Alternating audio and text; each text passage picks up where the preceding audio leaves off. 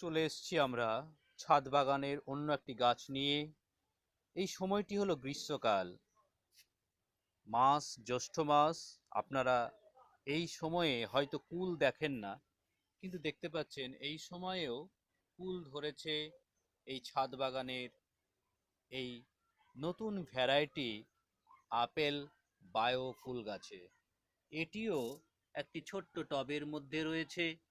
আপনারা চাইলে এই কুল গাছ আপনাদের ছাদেও রোপণ করতে পারেন এবং 12 মাস কুলের স্বাদ নিতে পারেন।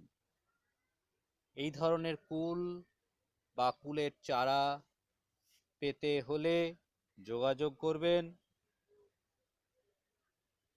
9046644173 এই নাম্বারে।